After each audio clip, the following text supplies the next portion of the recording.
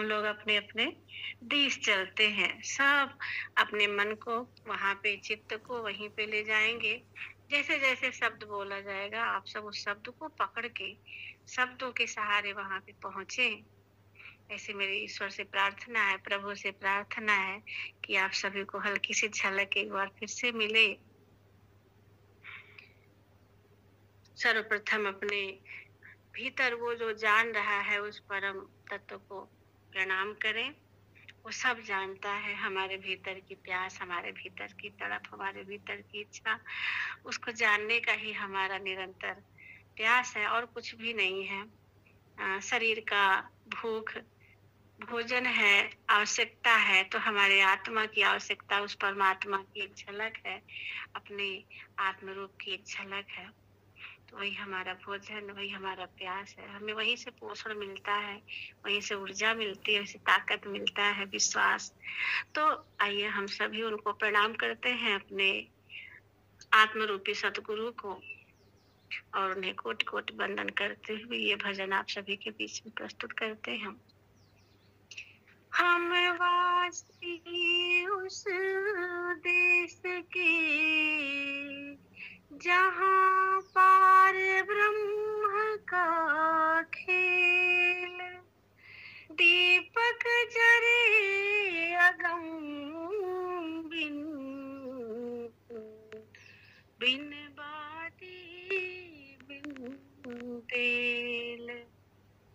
हम वासी उस देश के जहाँ सतगुरु की आन, सुख दुख व्यापी नहीं, सब दिन एक समान।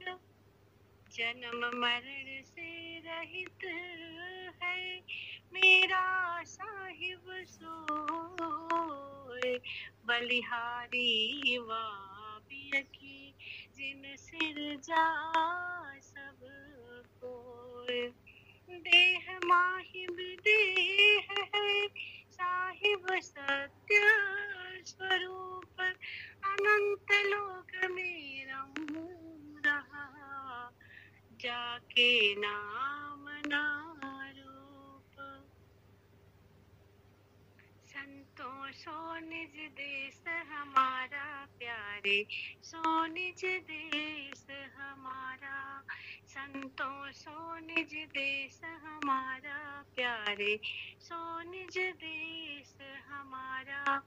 जहाँ जाए फिर हंस न आवे, जहाँ जाए फिर हंस न आवे, भव सागर की धारा। संतों सो निज देश हमारा प्यारे, सो निज देश हमारा। संतों सो निज देश हमारा, साधो सो निज देश हमारा। सूर्य चंद्र तह प्रकाशित नहीं, जैसे यहाँ पे दिन है, जैसे यहाँ पे चांद तारे निकलते हैं, वहाँ पे ऐसा कुछ भी नहीं है। तो वहाँ कैसा है आप सब अनुभव करें, कल्पना करें उस चीज का। सूर्य चंद्र तह प्रकाशित नहीं, नहीं नभ मंडल तारा। सूर्य चंद्र तह प्रकाशित नहीं, नहीं नभ मंडल तारा। उदय नयास्त दिवस नहीं रजनी, उदय नयास्त दिवस नहीं रजनी, अरबिन ज्योति उजियारा। संतों सो निज देश हमारा प्यारे, सो निज देश हमारा, सो निज देश हमारा। साधो सो निज देश हमारा। जहाँ जाए फिर हंस न आवे, भव सागर की धारा। संतों सो निज देश हमारा प्यारे, सो निज देश हमारा।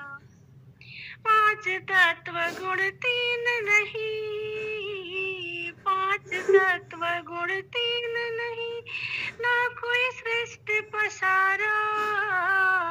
पांच तत्व गुण तीन नहीं वहाँ, ना ही कोई सृष्टि पसारा, वह मायाकृत प्रपंच नाही, वह मायाकृत प्रपंच नाही, ना लोक कुटुंब परिवारा, संतों सो निज देश हमारा, साधो सो निज देश हमारा, सो निज देश हमारा प्यारे, सो निज देश हमारा। क्षुधा तृष्ण नहीं शीत उष्ण मह, नहीं सुख दुख संचारा, क्षुधा तृष्ण नहीं शीत उष्ण मह, नहीं सुख दुख संचारा, आधीन व्याधि उपाधि कछु नहीं,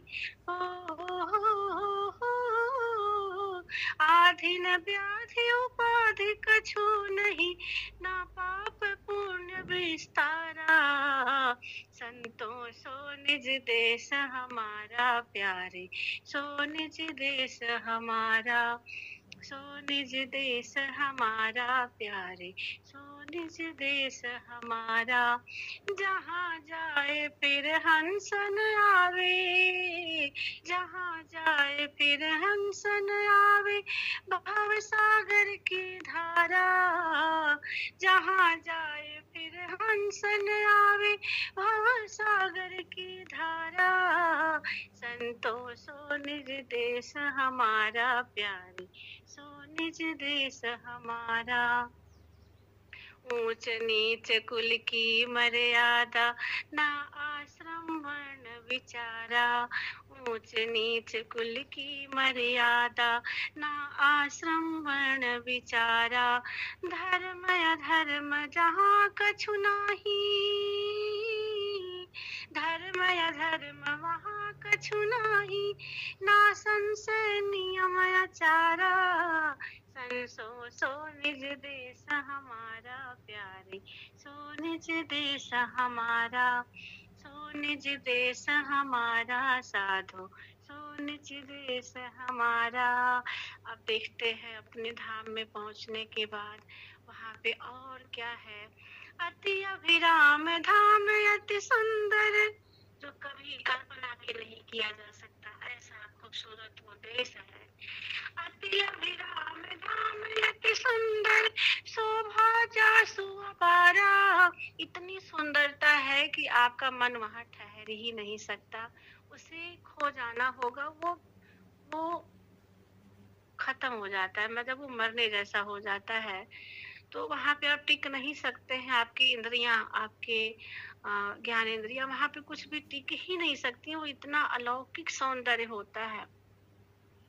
अति अभिराम धाम अति सुंदर, शोभा जासु अपारा, कही कबीर सुनो भई साधो, कहत कबीर सुनो भैया साधो, अरे तीन लोक से न्यारा, साधो सो निज देश हमारा प्यारे, सो निज देश हमारा, सो निज देश हमारा प्यारे, सो निज देश हमारा। जहाँ जाय फिर हंस न आवे, भव सागर की धारा, जहाँ जाय फिर हंस न आवे, भव सागर की धारा, संतों सो निज देश हमारा प्यारे, सो निज देश हमारा, सो निज देश हमारा भैया, सो निज देश हमारा, सो निज देश हमारा प्यारे, सो निज देश हमारा, सो निज देश हमारा, संतों सो निज देश हमारा। बोलिए श्री सद्गुरुदेव भगवान की जय, सच्चिदानंद भगवान की जय। तो ऐसा अद्भुत अलौकिक देश है अपना, जहाँ मन के ठहरने की कोई औकात नहीं, वो रुक ही नहीं सकता। ये सारा संसार जो कि मन से बना है, विचारों से बना है, खो जाता है, डूब जाता है, मिट जाता है।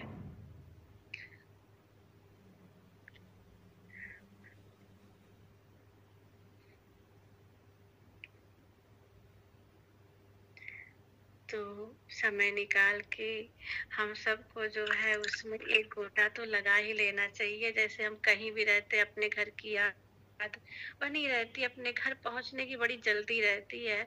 हम लोग बाहर बाहर किताबी काम करेंगे पर घर पहुंचने की जल्दी होती है, क्योंकि सुकून, विश्राम, आनंद और जहाँ से आपको ताकत मिलती है, ऊर्जा मिलती है, प्यार मिलता है, विश्वास आपका बना रहता है, वो आपका अपना घर है, अपना परिवार है। तो हम कहीं भी रहें, कुछ भी करें, पर हमें सुकून तो अपने आप में ही आएगा। इसलिए जो है इन इंद्रियों से कितना भी काम ले, अपने शरीर की आवश्यकताओं को पूरा करें, लेकिन अपने आत्म रूप में ही आके अपने उस परम जो सुंदर देश है, अलौकिक, अद्भुत, उसमें ठहरा करें, ठहरा करें। ठहरते ठहरते एक ऐसी स्थिति आ बनेगी, फिर इस शरीर के छूटने का न भय होगा, न मिटने का डर होगा, क्योंकि हम अपार के पार हो जाएंगे, पार हो जाएंगे। बहुत बहुत धन्यवाद आप सभी को। अब आप सभी लोग अपने अपने भाव व्यक्त कर सकते हैं, बातें करें। शिवानी। प्रणाम दीदी जी। हाँ, प्रणाम प्रणाम। कैसी हो? मैं ठीक हूँ दीदी, आप कैसे हो? हम तो बस बहुत सुंदर सा भजन सुनाया आपने। हाँ, भैया जी का आदेश था और अतीश भैया उसे सुनने के बाद ना ध्यान में बैठे होंगे, मुझे पता है। हाँ जी। हाँ, देखिए, एक होती है ग्रहण क्षमता, है ना, कि हमारे अंदर किसी चीज को ग्रहण करने की क्षमता कितनी है। तो जिसकी ज्यादा होती है वो ज्यादा स्वीकार कर पाता है किसी चीज को, तो उसका बहुत भर जाता है। जिसका कम होता है वो थोड़ा कम स्वीकार कर पाता है, करता है, धीरे धीरे समय लगता है। सबका आईक्यू लेवल होता है ना अपना अपना। तो जो है कौन किस शब्द को किस तरीके से हम लोग कहाँ तक पकड़ पाते हैं, तो ये सबकी अपनी क्षमताएं हैं। कोई कम या ज्यादा ऐसा कुछ नहीं है। जी दीदी, आपकी आवाज तो इतना थोड़ा सा तो मैं जानती हूँ, जैसे सुबह में बैठती हूँ तो थोड़ा देर मन एकाग्र अगर हो जाए तो आपकी यही आवाज इतनी मीठी लगती है। अभी मैं खाना बना रही थी, मैंने गैस बंद की, मैंने कहा भजन सुना रहे हो शायद, पर मन उतना वो नहीं है ना काबू में, तो इसको बड़ा एनवायरनमेंट चाहिए तब चुप होता है। अच्छा, मतलब सुनने के बाद चुप होता है कि नहीं होता है? हाँ, सुनने के बाद तो होता है बिल्कुल। अभी मैं खाना बना रही थी, मैंने फटाफट गैस बंद की और मैं रूम में जाके बैठ गई कि पर हाँ जी दीदी। ऐसे ही जब भगवान कृष्ण बांसुरी बजाते थे ना, तो गोपियां जो है वो मतलब कुछ भी करती रहती थी, छोड़ छाड़ के भाग जाती थी, और वहाँ वो बस बांसुरी बजा रहे अपनी, है ना। सारी गोपियां खाना बनाती रहे, बच्चों को देखती रहे, पति को देखती रहे, सबको छोड़ छाड़ के ना पहुंच जाती थी। गिरते पड़ते भागते, या उतावलापन वो प्रेम था, है ना, शुद्ध सच्चा प्रेम। तो ये तो हमने सुन रखा है ना। और जो है ऐसे ही हमारे भीतर भी ऐसे एक अनहद नाद चल रहा है ना, जहाँ पे कृष्ण हमारे आत्मा की चैतन्यता की ध्वनि, कह सकते हो कृष्ण की बांसुरी की ध्वनि वहाँ आज भी बज रही है, लगातार बजती है। पर इंद्रियां बाहर बाहर अपने घरों में व्यस्त है, ये गोपियां ही सारी इंद्रियां हैं, और इंद्रियां बाहर बाहर संसार में लिप्त हैं, तो वो कृष्ण की उस बांसुरी पे ध्यान नहीं देती हैं। लेकिन जब आपने आत्मा रूपी जो कृष्ण है उसकी ध्वनि यानी उस अनहद नाद को हम सुनते हैं, तो हम शीघ्र ही उस कृष्ण के साथ एकाकार हो जाते हैं। और ये इंद्रियां जब जो है अपने सारे धर्मों को छोड़ करके कृष्ण में स्थित होती हैं, आत्मा में स्थित होती हैं, उनको सुनने लगती हैं, उस अनहद नाद का श्रवण करती हैं, ध्यान करती हैं, तो अपने आप ही वो विलीन हो जाती है, खो जाती हैं। जैसे कि नदियां हर जगह से जाके सागर में ही मिल जाती हैं, एक रूप हो जाती हैं। फिर वो नदी नहीं रहती, वो सीमित नहीं रहती, वो असीम हो जाती हैं। तो मन क्या है? मन जब तक संसार की तरफ है तब तक मन है, भीतर की ओर मुड़ा हुआ स्वयं आत्मवत है। वो तो आत्मा के सिवा तो कुछ भी नहीं है, है ना? तो ऐसे सुनना चाहिए। हाँ, सारी कलाबाजी सिर्फ मन की है बेटा। अगर हमारा मन जो है ठहर जाए, बस अपने आप हर क्रिया में आनंद घटने लगता है। क्योंकि आनंद एक ऐसी दशा है, हमारा स्वभाव ही है आनंद। मतलब हमें ढूंढना नहीं है, हमको उसको जानना है। अभी कल मैंने 2 लाइनें ऐसे ही, आप लोग की चर्चा हो रही थी यहाँ पे सत्संग में, तो हम उपस्थित नहीं हो पाए। उसमें एंट्री नहीं मिलती, 32 की सीट फुल हो जाए, तो हमने कहा अच्छा चलो हम अपने भाव बाहर से ही लिखेंगे। तो अभी आप सब अगर अनुभव करें कि आप सभी के बीच मतलब अंदर जानने वाला कौन है, जो जान रहा है, सब जान रहा है, ये बातें सुन रहा है, बातें समझ रहा है, सत्संग जान रहा है, दिन जाने रात जाने, मतलब जो कुछ भी जानने वाले तो आप ही हो ना। तो वो जो जानने वाला जो तत्व है, वो चींटी में भी है, हाथी में भी, कुत्ते में, बिल्ली में, मक्खी में, मच्छर में, कीड़े मकोड़े में, हर जगह वो जानने वाला तत्व मौजूद है। इसीलिए कहते हैं कि वो समस्त में व्याप्त है, किसी एक में नहीं है। कल हम ना ऐसे बाथरूम में बैठे थे, तो वहाँ पे 2-4 मच्छर बैठे थे। हमने कहा लाओ खिलवाड़ करते हैं, तो जो है ऐसे हल्का सा उंगली लेके जाए तो मच्छर उड़ जाए। फिर एक और छोटा सा पता नहीं क्या बैठा था, हमने उसके पास भी ले गए। हम कहे देखें इसके अंदर जानने वाला है तो भी परमात्मा ही है, तो ऐसे जैसे उंगली ले जाए तैसे उड़ जाए। तो हम कहे इसका मतलब इसको बिल्कुल पूरी तरह से अलर्ट है, होश में है कि हमारे पास कुछ आ रहा है जिससे उसको हानि हो सकती है। तो वो बिल्कुल सावधान, सारे जीव जंतु सावधान है एक मनुष्य को छोड़ करके। तो मतलब बिल्कुल तुरंत हट गया वो ज्ञान। वही ज्ञान ही परमात्मा है, जो हर चीज में विद्यमान है, हर चीज में व्याप्त है। तो वही है परमात्मा।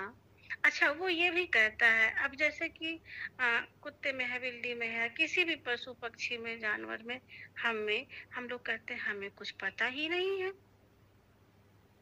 कहाँ क्या पता है? सच बात तो यह है कि हम सब में है, सबको जानते हैं, फिर भी हम कह रहे हैं कि हमें तो कुछ पता ही नहीं है, हम तो कुछ जानते ही नहीं है। तो ये जो नहीं जानने वाले को जो जानता है कि हमें कुछ नहीं पता, इसको भी जो जानता है, वही है परमात्मा, वही है ब्रह्म, वही है ईश्वर, वही है आत्मा, है ना? तो अब सबको जानने वाले में ठहरना चाहिए कि जो हमें जान रहा है उसमें ही ठहर जाए। कुछ जानना शेष ही नहीं है भाई। पीड़ा हो रही, दर्द हो रहा, बेसब्री है, बेताबी है, बेचैनी है, ये जानना है, वो जानना है। कौन किसको जानना चाहता है? परमात्मा नहीं, हमें हमें खुद को ही जानना है। अब जैसे शरीर का है, शरीर में तो हम जान गए 2 हाथ है, 2 पैर है, 2 आँख है, इतना तो हमें दिख रहा है। नाम क्या है, कुल क्या है, जाति क्या है, हमारे परिवार की कौन, ये बाहरी चीजें हैं।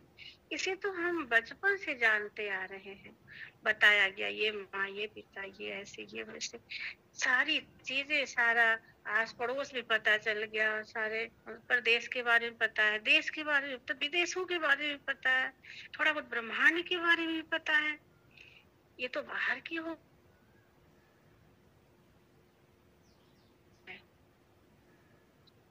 वो मैं हूँ, वो मैं कौन? वो परमात्मा। सारिका का नाम नहीं, चेतना का नाम नहीं, आप सभी का नाम नहीं, शरीर नहीं, वो शरीर में जानने की क्षमता नहीं, आपके नाम जानने की क्षमता नहीं, किसी भी चीज में जानने की क्षमता नहीं है। जो जानने वाला है वो स्वयं परमात्मा है, स्वयं परमात्मा है। तो वो तो आपके भीतर ही है, आप मजे लो। जब जान लिया जाता है तो मजा आता है, बस मजा आता है। अरे क्या ये हम क्या ढूंढ रहे थे, हम ही तो हैं।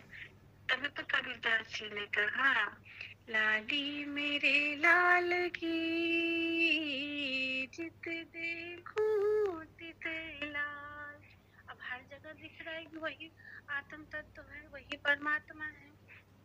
लाली मेरे लाल की जित देखूं तित लाल। लाल देखन मैं गई, लाल देखन मैं गई, अरे मैं भी हो गई लाल। या ऐसे भी कह सकते, मैं ही हूँ वो लाल, लाली मेरे लाल की जित देखूं तित लाल। तो आप जहाँ भी दृष्टि डालो, हर एक चीज में ज्ञान मौजूद है, हर एक चीज में। जब आपकी चेतना बहुत ज्यादा विस्तारित होती जाती है तो आपको पेड़ पौधों में भी ज्ञान दिखता है। हर जगह वो ज्ञान के बिना, उस सत्य के बिना कोई चीज प्रकट ही नहीं हो सकता, जाना ही नहीं जा सकता, उत्पन्न ही नहीं हो सकता। ये उसका स्वभाव है, चैतन्यता, और चैतन्यता में आनंद है। ये तीनों एक दूसरे में मिले हुए हैं। जैसे पानी का स्वभाव है तरलता, सरलता, ठंडापन, ये सब उसका स्वभाव है। पानी है तो ये सारी चीजें अपने आप है। तो ऐसे ही उस सत्य का, यानी उस परमात्मा में जानने वाले में क्रियाशीलता भी है, चैतन्यता है, और चैतन्यता है तो आनंद है। भाई बिना कुछ हुए तो आनंद घटेगा नहीं। वो अपने आप में आनंद ही है, चाहे वो अक्रिय हो, और क्रिया होती है तो पता चलता है। जब क्रिया किसी दो चीजों में घटती है तो पता चलता है कि ये आनंद है, ये खुशी है, ये प्यार है, ये मोहब्बत है, ये ऐसा वैसा। वो अपने आप में भी वही चीज है, और जब वो दो में हो तो भी वही बात है। तो हर जगह उसी का बिखराव है, उसी का विस्तार है, उसी सत्य का स्वरूप है ये समस्त संसार। जानने के बाद लगता है कि कितना सुंदर जीवन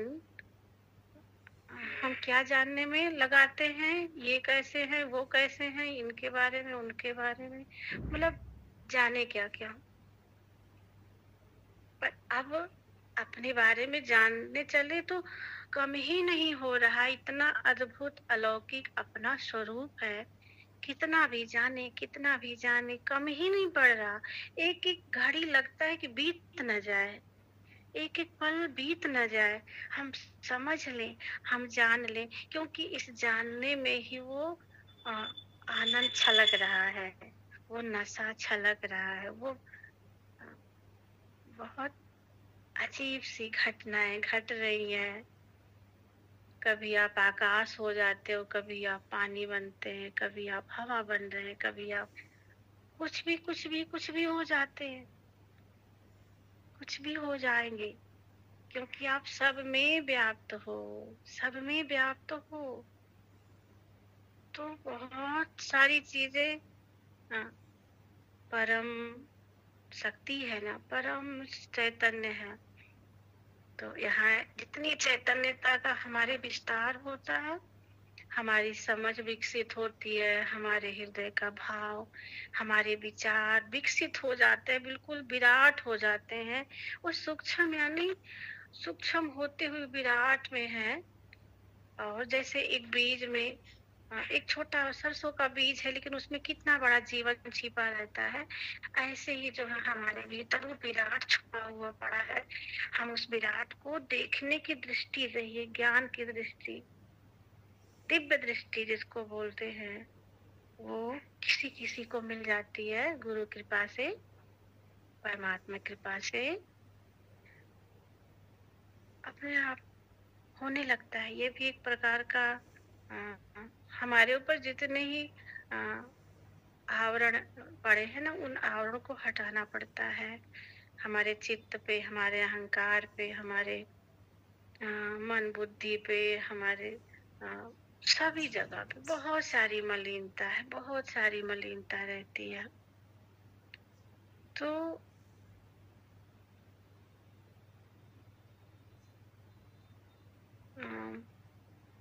पता नहीं क्या कैसे सब अपने आप सब होता है। कहते हैं कि जब कोई आपको रत्न की आवश्यकता हो, मणि की आवश्यकता है, कोई बहुत महंगी चीज की आवश्यकता होती है, तो आपको उतना ही परिश्रम करना पड़ता है। हमें हीरा चाहिए तो हीरे के लिए हमें कितना पैसा कमाना पड़ेगा, सोना पाने के लिए कितना पैसा देना पड़ता है, कितना परिश्रम करेंगे। तो जितनी ऊंची चीज उतनी ऊंची पात्रता, उतना ऊंचा परिश्रम, उतना ऊंचा त्याग। तो हम जमीन में रह करके आकाश में उड़ने की बातें करते हैं। तो पहले अपने आप को हल्का तो कर लो प्यारे, अपने आप को खाली तो कर दो, अपने आप को रिक्त कर दो, तो फिर वो भर जाएगा अपने आप आकाशवत हो ही। हाँ, हमने भर रखा है ना, धरती भारी है, ऐसे ही हमने अपने मन पे बहुत सारे विचार, बहुत सारे संस्कार, जाने क्या क्या सुन सुन के बचपन से आज तक मान्यताएं, परंपराएं, ये वो ऐसा वैसा बांध रखा है हमने खुद को। उस अद्भुत अतुलनीय प्रकाश को हमने बांध रखा है, कवर किया हुआ है। और वो गुरु जब लखा देता है अपने भीतर, तब जो है वो उसका प्रकाश छलकने लगता है, आनंद बिखर जाता है। फिर जैसे अमृत से अमृत कलश से उसका अमृत छलक जाए, ऐसे ही छलकता रहता है। भरा हुआ अमृत है हमारे भीतर और वो हरदम छलकता रहता है। जब देखो तब जरा सा ध्यान लगाओ, छलक गया। जरा सी चर्चा करो, छलक गया। जरा सी बातें करो, छलक गया। तो वो जिसके घट में वो अमृत कलश जग जाता है, दिखाई पड़ जाता है, वो छलकने लगता है। वो अपने आप होता है, अपने आप ही होता है। कस्तूरी कुंडल बसे मृग ढूंढे बन माही, तेरा साहिब तुझ में है दुनिया जाने नाही। तो हमारा परमात्मा हम ही में है, हम ही है। अपने आप को बीच से हटाते ही परमात्मा प्रकट हो जाता है। वही है, और है कौन? हमने गुरु जैसे ऐसे पहले अपने पूछते रहते थे, गुरु जी भगवान को नहीं मिल रहे, मुझे भगवान नहीं मिल रहे हैं। तो वो कहते थे भगवान तो चलो मिला जाएंगे, तुम ही बता तुम कौन हो। तो ये सोचने की बात हो जाती है ना कि हाँ, अगर भगवान हमारे से दूसरा है तो हम कौन है? हमारी भी तो कोई अपनी सत्ता होगी ना, उसका क्या नाम है? तो ढूंढते ढूंढते पता चला कि कहीं ना हम है, कहीं ना कुछ है, बस वही एक है।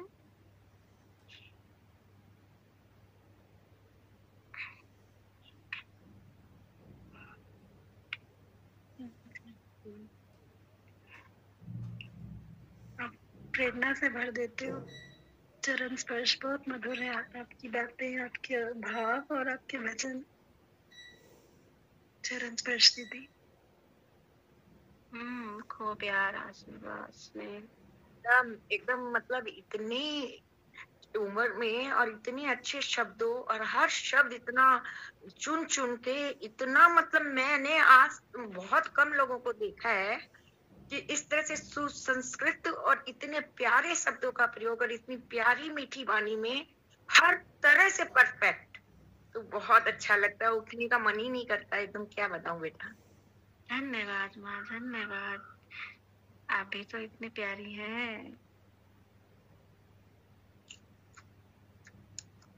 कुछ नहीं बिगड़ेगा तेरा प्रभु शरण आने के बाद, कुछ नहीं बिगड़ा हुआ भी बन जाता है।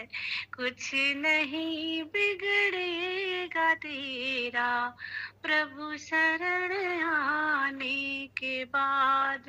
हर खुशी रंग लाएगी, चरणों में झुक जाने के बाद। कुछ नहीं बिगड़ेगा तेरा, हरि शरण आने के बाद। कुछ नहीं बिगड़ेगा तेरा, प्रभु शरण आने के बाद। अब फूल के पेड़ के पास जाए, फूल से पूछो कि उन पर आई है कैसे बहार। मतलब जो फूल खिले हुए हैं उनसे पूछिए कि ये बाहर कैसे आई। ये जो आज खिला हुआ फूलों का पेड़ है, ये आज इतना खूबसूरत कैसे है। फूल से पूछो कि उन पर आई है कैसे बहार। कब तलक कांटों पे सोए, डाल पर आने के बाद।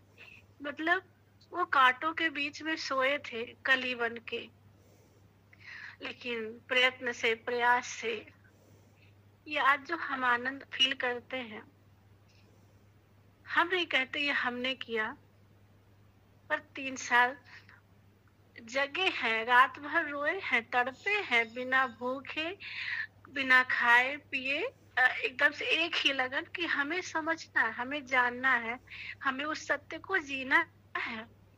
क्योंकि हमें एक माँ मिली, उन्होंने सिर्फ एक ऐसा वचन हमसे बोल दिया कि सत्य का रोटी चाहिए, सत्य का पति, सत्य का बेटा, सत्य का मकान। तुझे सत्य क्यों नहीं चाहिए? परमात्मा सत्य का क्यों नहीं चाहिए? तो हमें ये बहुत बड़ी वो शब्द उनके मुझे चुभ गए।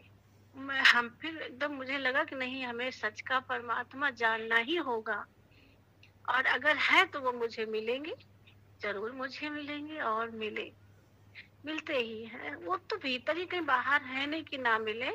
बस एक सच्ची समझ की जरूरत होती है, सच्चे प्यास की जरूरत होती है।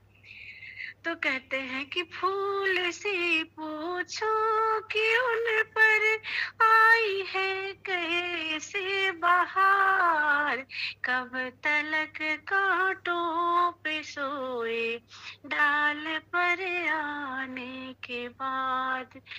हर खुशी रंग लाएगी, चरणों में झुक जाने के बाद। कुछ नहीं बिगड़ेगा तेरा, प्रभु शरण आने के बाद।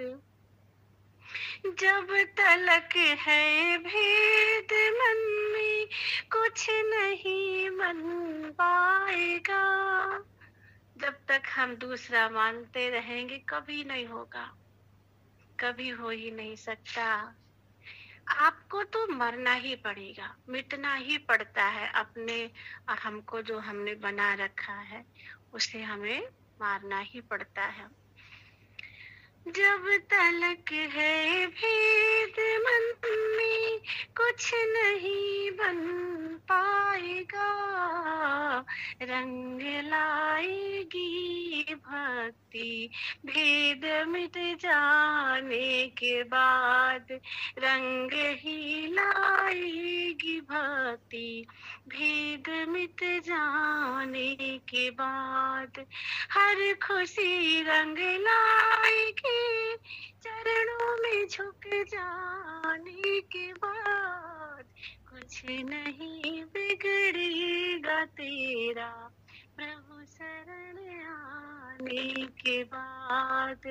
कुछ नहीं बिगड़ेगा तेरा, प्रभु शरण आने के बाद। और मुझे तो ऐसा अनुभव हुआ कि जब हमने अपने आप को परमात्मा के हवाले किया, अपने सतगुरु के हवाले किया ना, तो उन्होंने मेरा जितना बिगड़ा था सब बना दिया। कभी कल्पना से भी परे, कल्पना भी नहीं किए थे कि हम ऐसे राज करेंगे, इतनी रानी की तरह रहेंगे। सारे सुख संपदाएं सब कुछ हमें सहज रूप में प्राप्त हो गई, जिसके लिए हमने 20 साल तपस्या करी, हमें नहीं मिला, कठिन परिश्रम किया, नहीं मिला। तो अपने करने से नहीं, जब हमें विश्वास हो कि हमारा गुरु करता है, हमारे प्रभु करते हैं, हमारे परमात्मा करते हैं, तब वो चीजें अपने आप होने लगती हैं। काली निशा को देख कर ऐ भ्रमर मत हो उदास, काली निशा को देख कर ऐ भ्रमर मत हो उदास, बंद कलियां भी खिलेंगी रात ढल जाने के बाद। तो अगर जिन्होंने ये आनंद अनुभव नहीं किया है, उन्हें लगता है कि प्रभु उनको नहीं मिलते हैं, तो ऐसा नहीं होता है। ऐसा हो ही नहीं सकता कि रात के बाद सुबह ना हो। तो होगा।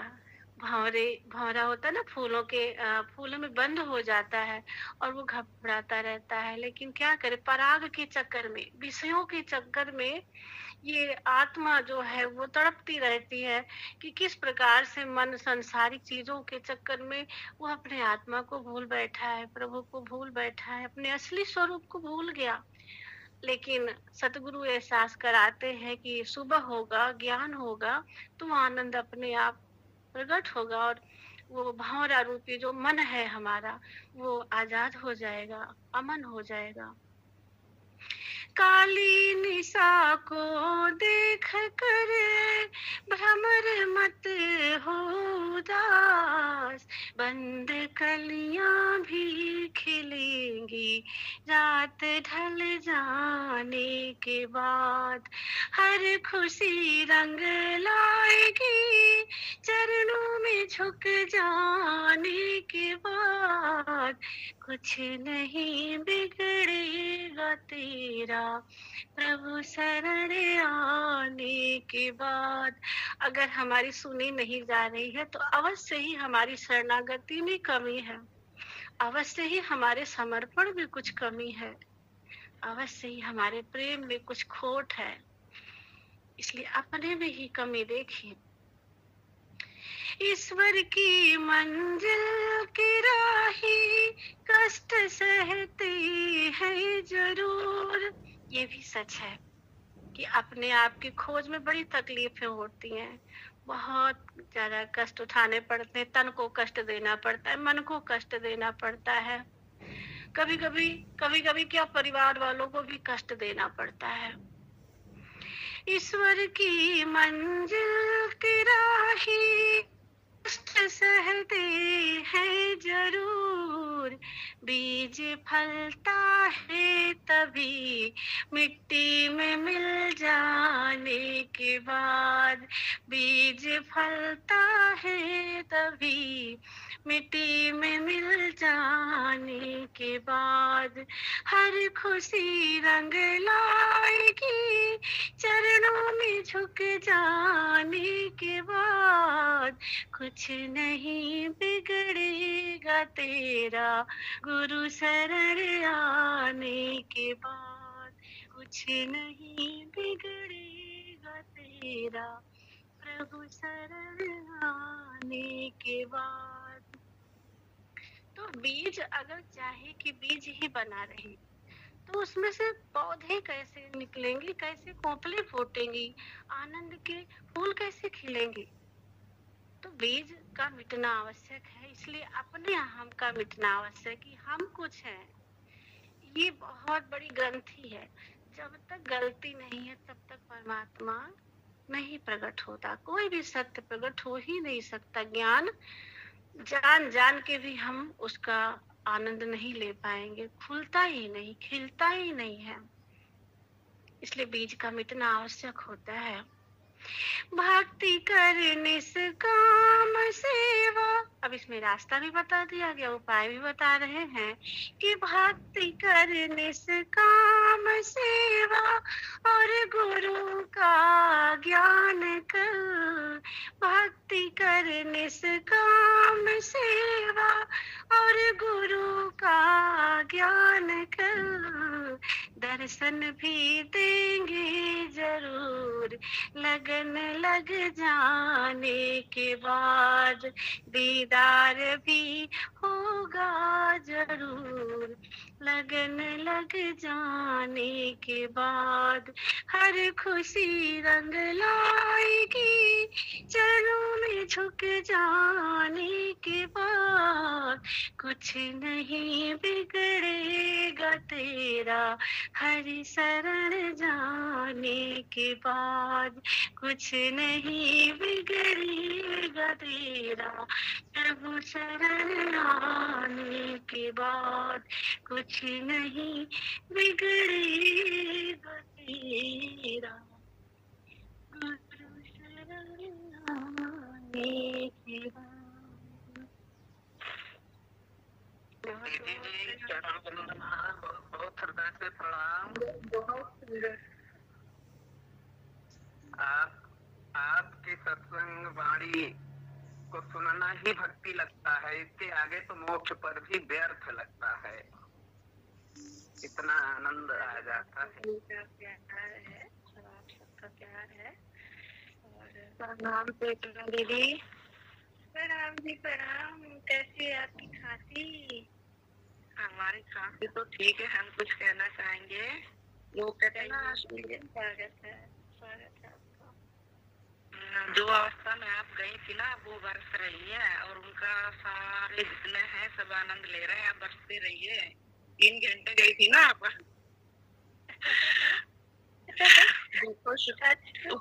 हाँ, उस अवस्था का कितना प्रभाव पड़ता है। वो वचन, वो शब्द जो आपके अंदर से निकल रहे हैं ना गहराई से, तो सब उसका आनंद लेंगे। आप गंगा की तरह बरसते रहे वो बस। हाँ, वो हमारे डूब के आए है ना। डूब के आए ना, इसीलिए आप डूब के आए, सबको डुबो दो। डुबो भी रखा है और आगे डुबो दो इनको। आप लोग कुछ कहिए, आप लोग के भाव सुनेंगे मुझे अच्छा लगेगा। सभी लोग यहाँ पे है ना, तो अच्छा लगता है। दीदी प्रणाम। हाँ जी प्रणाम। प्रणाम जी। दीदी बहुत सुंदर भजन, बहुत सुंदर भजन। दीदी सच्चा समर्पण किसे कहते हैं? सच्चा समर्पण। हाँ, सच्चा समर्पण वो होता है जिसमें हम ना हो, हम हो ही ना, मतलब कुछ भी हो ना, गुरु कृपा, कुछ भी हो प्रभु कृपा, दुख मिल रहा है तो भी गुरु कृपा, क्योंकि हम समझते ही नहीं है कि जो मिला ना वो हमें दंड मिला है। दंड नहीं है, वो कृपा है।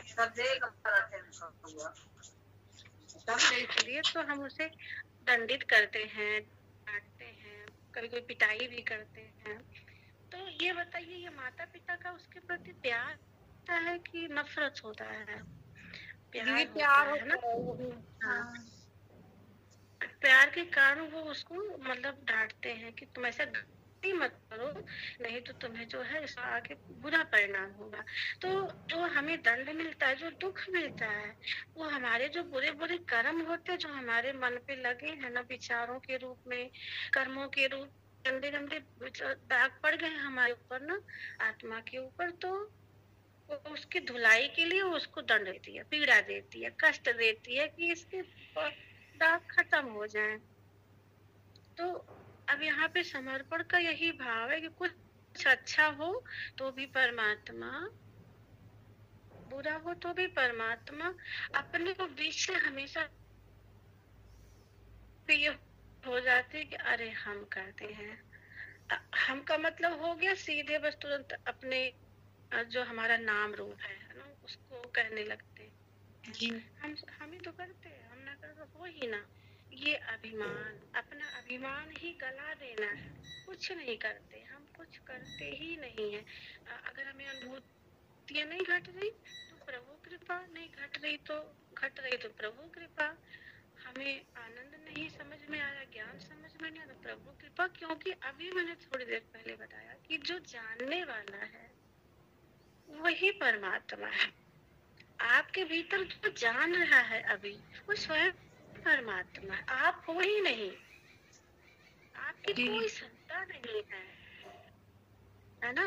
आप जैसे अपने आप को हम लोग नाम रूप मान लेते हैं ना, नाम समझ रहे हैं हम लोग, ये है वो है, ऐसा स्त्री है पुरुष है, वो नहीं। जो जानने वाला है वो तो सब में व्याप्त है, सभी जान रहे हैं, सबके अंदर ज्ञान है।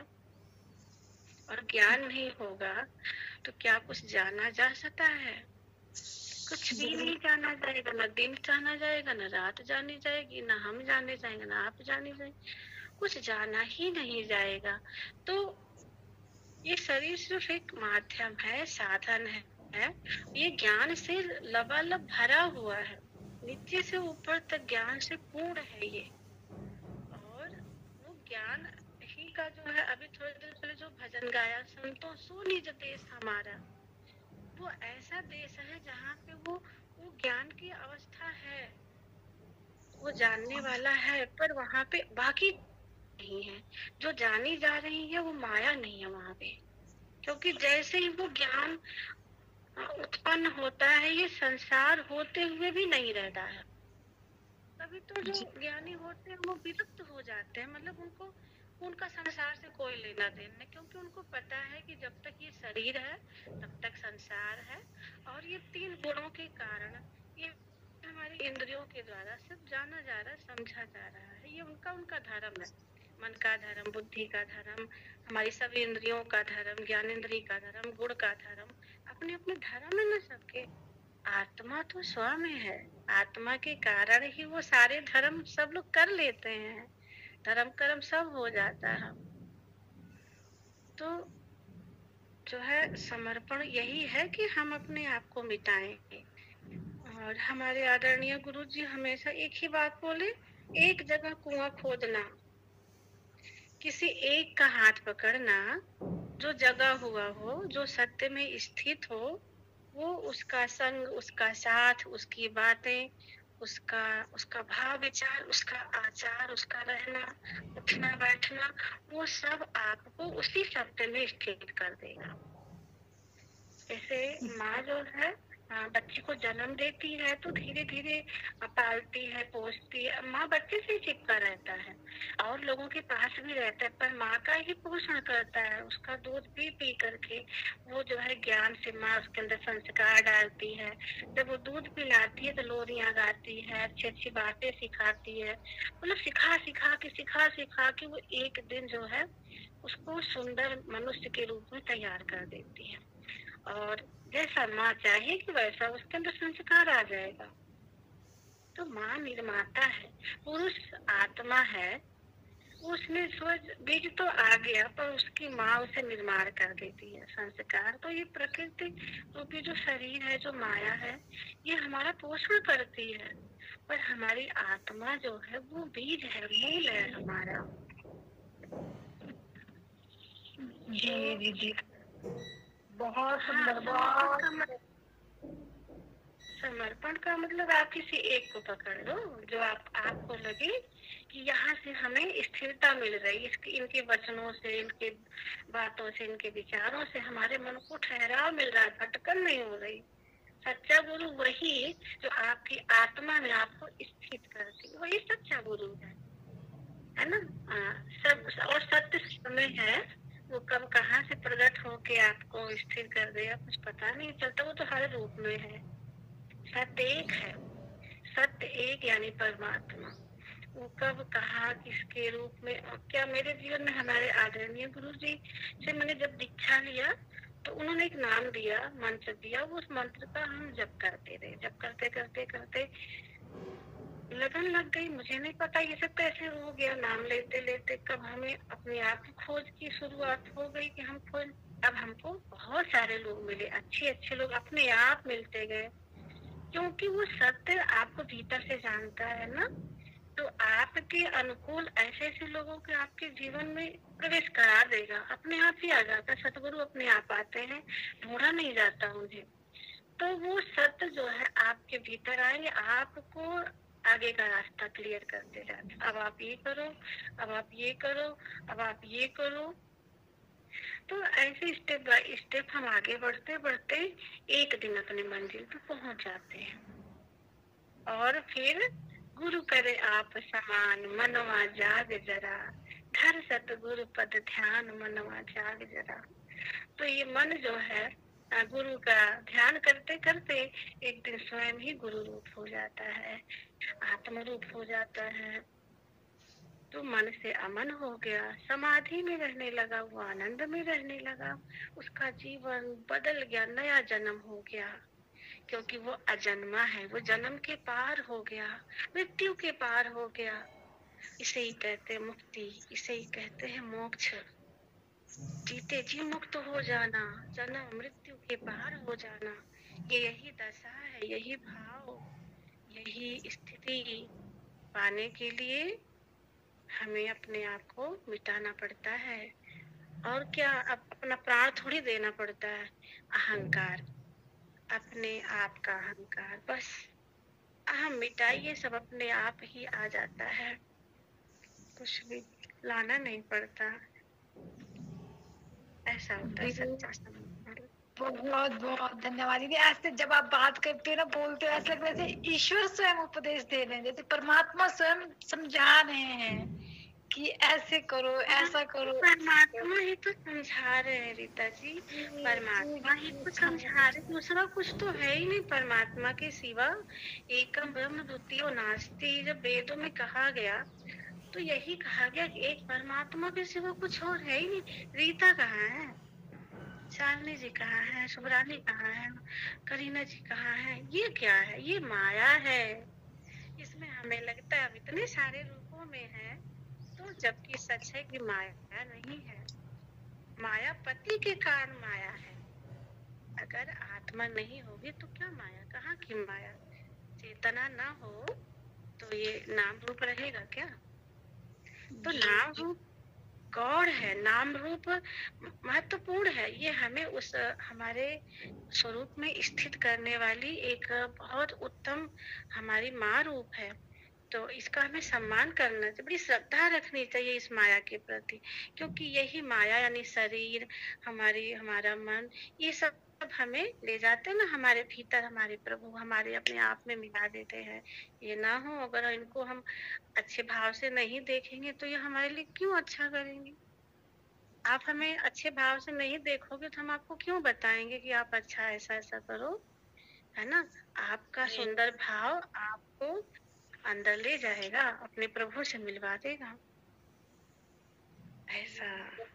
बहुत बहुत धन्यवाद दीदी, बहुत सुंदर बोलते हो, बहुत बहुत अच्छी तरह समझाते हो। धन्यवाद दीदी, आपको बहुत बहुत धन्यवाद। 18 साल पढ़ाया है मैंने, ऐसे थोड़ी ना समझा लेते हैं।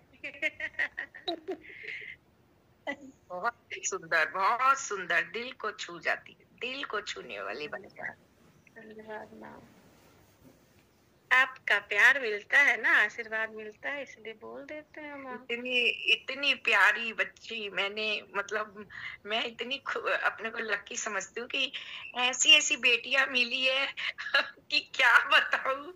मतलब इतना आश्चर्य होता है, और इतनी छोटी उम्र में इतना सब कुछ पा लिया, जो कि ऋषि मुनि योगी लोग 60-60 हजार बरस तपस्या करके नहीं पाते, जो मेरी बेटी ने 2-3 साल में अरे ऐसे ज्ञान देती है। मैं तो वाणी सुन के इतनी आश्चर्यचकित हो जाती हूँ कि ये लोगों के, अब हम लोगों की बोलती बंद हो गई है एकदम, सच पूछो तो। हाँ नहीं माँ, ऐसा नहीं कहते मैं, ये गुरु कृपा ही केवल हमारे गुरु जी की माया है और कुछ नहीं है, उनका दिया प्यार है, उनका दिया एकदम इतना प्यार से इतना सबको हैंडल कर लेती हो। अपना कुछ नहीं है, कोई कुछ भी कहे, आप कितनी भी तारीफ करो, मेरे कोई प्रभाव नहीं पड़ता, क्योंकि हम जानते हैं ना। हाँ, वो तो परमात्मा ही समझा रहे हैं। हाँ, और आज तो कुछ ज्यादा ही उतर रही है, क्योंकि आज वो लगता है कि सुसुप्ति अवस्था में थी ना, जिस दिन जाके आज हम डूब गए थे। सुबह जब हमारी 7 बजे आँख खुली, हमने कहा आए राम, शाम हो गई है, हम अभी तक सोए पड़े। फिर पता चला नहीं, ये सुबह वाला साथ है, शाम वाला नहीं है। तो आज बानी ज्यादा ही मतलब निखर के आ रही है, आज तो गजब की बानियां आ रही है। हाँ माँ, हो सकता है कुछ बातें तो ऐसी होती हैं मेरे को से, क्योंकि पहले दिन मेरे को कुछ और लगा था, आज की वाणी तो इतनी गजब की आ रही है ना, मतलब जैसी वाणियां मेरे को चाहिए, एकदम मतलब समझ लो जो मैंने पढ़ा कबीर साहब की वाणियों से सेम वैसे उतर उतर के आ रही है। हाँ मैम, हो सकता है, हमें नहीं पता। आप हाँ, लोग मैं कहते तो हैं, मुझे वो पता वाणियाँ पढ़ी हुई हूँ ना, माँ। वो वाणियाँ पढ़ी हुई हूँ ना, इसीलिए मेरे को मालूम है। हाँ जी। अरे यार माँ। शुभ्रा, हाँ जी बोलिए। माँ, चेतना दीदी को पता नहीं चल रही है, डूब के आई है ना, सबको डुबो रही है, इनको खुद हाँ, पता नहीं आज चल रहा है आज कितनी गंगा बरस रही है।